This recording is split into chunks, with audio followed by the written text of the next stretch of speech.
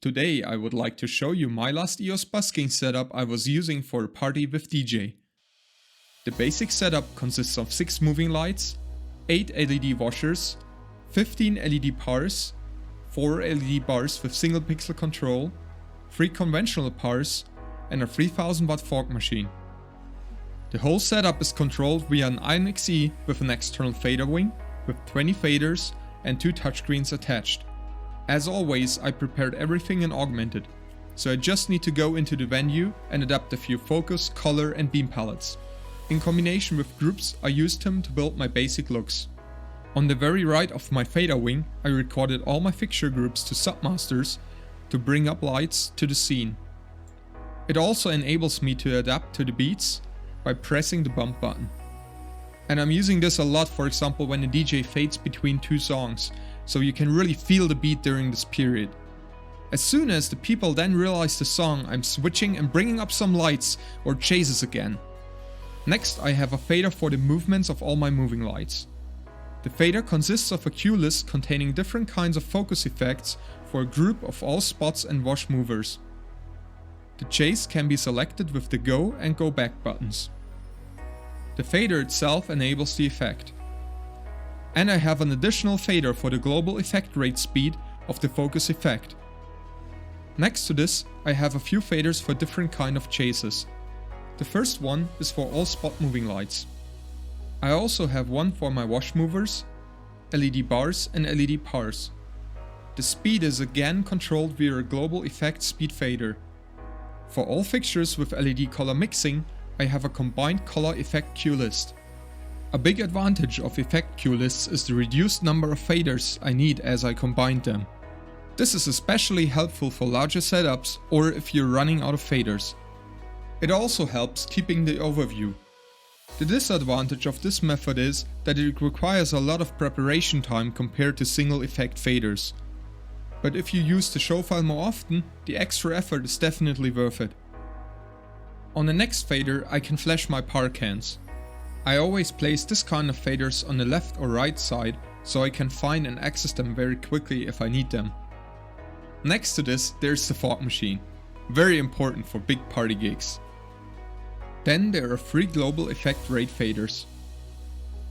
On the last set of faders I have my special effect faders.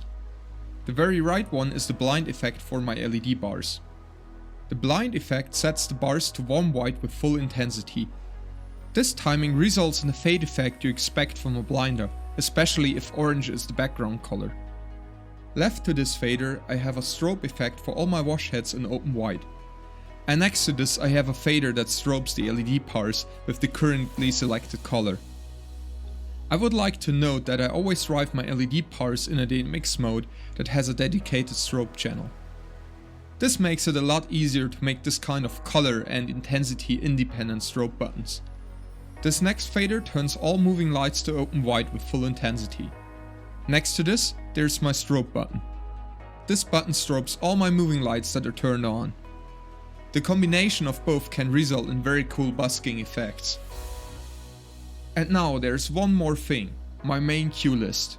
This cue list contains a few predefined looks that are recorded without intensity. The recorded main cues look nice on their own, and I just need to add some intensity group masters or chases to start busking. This already gives me a good starting point and adds more variation as every cue is using different focus, color and beam palettes. I use a main cue list for a few reasons. First of all, I always have a nice looking safe background state that I can sneak back no matter what I change manually. And background state is an important keyword to note, as this is how EOS handles live values. If you stop anything that is recorded to a cue or submaster, EOS will always go back to this background state. One example, if we flash our LED bar blind fader that also includes color information, the color is changed to the recorded warm white of the submaster. If we release the button, the LED bar goes back to the background cue.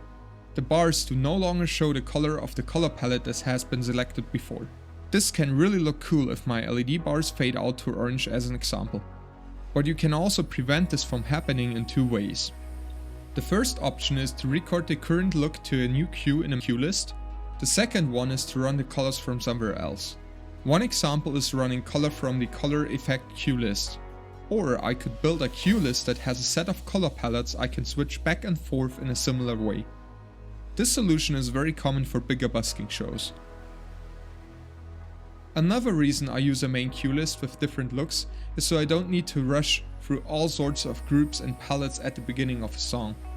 Of course, I still use my groups and palettes if I feel like I need some more variation or if I want a special look. Also, if a certain look on stage that I have built looks really cool, I record it to a new queue during the show. For this it is important to select the exclude from record for all the faders in the fader configuration. Otherwise, the fader parameters would be recorded into the queue. I hope I was able to give you a good overview of the way I work with EOS during a DJ gig. In another video series, I took the challenge to make EOS Busking ready within 30 minutes. If you're interested in this, just click on the linked video. If you would like to see more videos like this, leave a like and subscribe to this channel. Thank you for watching and see you next time.